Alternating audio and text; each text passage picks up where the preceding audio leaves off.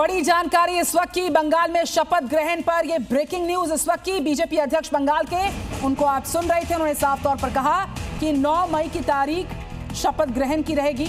ये बड़ी जानकारी बंगाल बीजेपी अध्यक्ष के बड़े बयान से सामने आई है। तो 9 मई को शपथ ग्रहण समारोह होगा। 9 मई को पश्चिम बंगाल में नई सरकार जो है वो शपथ ग्रहण करेगी।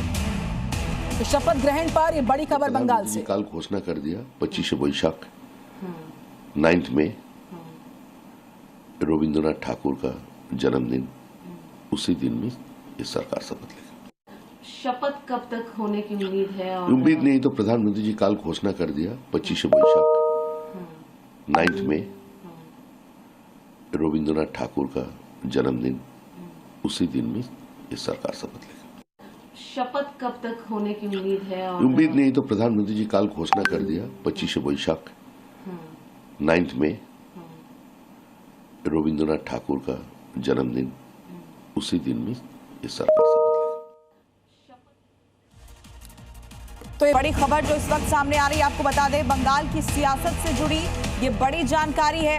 बंगाल प्रभारी को दिल्ली बुलाया गया है।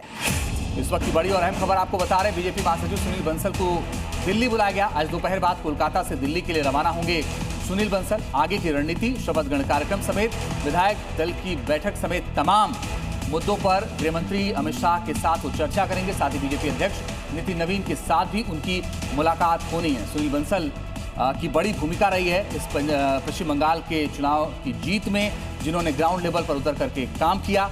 और अब फिलहाल जीत के बाद उनको दिल्ली बुलाया गया, जहां वो गृह मंत्री अमित शाह और बीजेपी के राष्ट्रीय अध्यक्ष से मुलाकात करने वाले हैं। एक और बड़ी जानकारी, बीजेपी अध्यक्ष कालीबाड़ी मंदिर पहुंचे हैं, दिल्ली के चितरंजन पार्क पहुंचे हैं और कालीबाड़ी मंदिर में उन्होंने दर्शन किए हैं।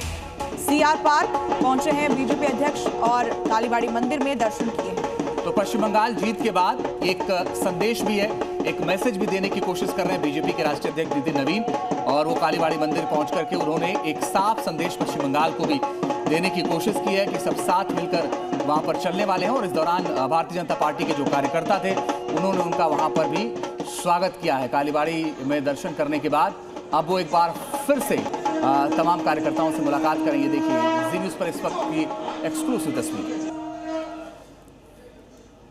तो देखिए मंदिर में दर्शन पूजन की ये तस्वीरें जो हैं वो सामने आई है। सीआर पार्क जो दिल्ली में है, वहां कालीबाड़ी मंदिर में दर्शन करने पहुंचे हैं नितिन नवीन। जो तस्वीरें हम आपको दिखा रहे हैं, बंगाल में जीत के बाद कालीबाड़ी मंदिर में दर्शन पूजन और सीधे जनता को संदेश है। हिंदुत्व के एजेंडा जिसे लेकर बीजेपी चुनाव में चलती है और उसकी इस बार जीत हुई है पश्चिम बंगाल में। जी न्यूज़ पर एक्सक्लूसिव तस्वीर आप देख रहे हैं दिल्ली के सीआर पार्क से।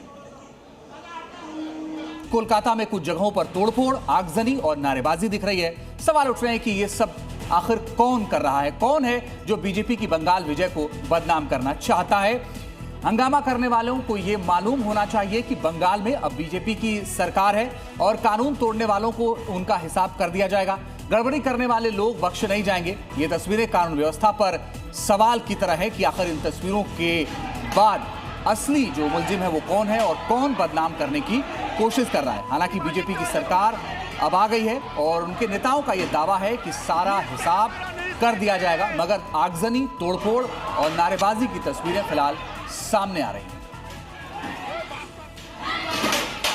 तो हम आपको पश्चिम बंगाल से सामने आई तस्वीरें दिखा रहे हैं, कहां कहां हंगामा हुआ है, झड़प हुई है। तस्वीरें आप देखिए, ये देखिए किस तरीके से हुड़दंग किया जा रहा है, कुर्सियां तोड़ी जा रही है और इन पर काबू पाने की कोशिश हो रही है। ये लोग कौन है, इनकी पहचान भी अब की जा रही है। उधर टीएमसी के दफ्तर में तोड़फोड़ हुई है और टीएमसी आरोप लगा रही है बीजेपी पर। बीजेपी का कहना है कि ये सब कुछ टीएमसी खुद करवा रही है ताकि बीजेपी को बदनाम किया जा सके।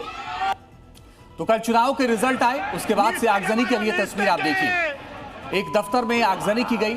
हालांकि भारतीय जनता पार्टी के ऊपर आरोप है, टीएमसी ये कह रही है कि भारतीय जनता पार्टी ये सब कर रही है, लेकिन बीजेपी का ये कहना है कि बीजेपी को बदनाम करने के लिए टीएमसी के कार्यकर्ता ही ये सब कर रहे हैं। अब तस्वीर आप देखिए, वहां पर कोलकाता पुलिस तो तैनात है ही, साथ ही केंद्रीय बलों की तैनाती भी वहां पर है। बावजूद इसके इस तरह से आगजनी की तस्वीरें, इस तरह से बवाल की तस्वीरें पश्चिम बंगाल से लगातार आ रही हैं।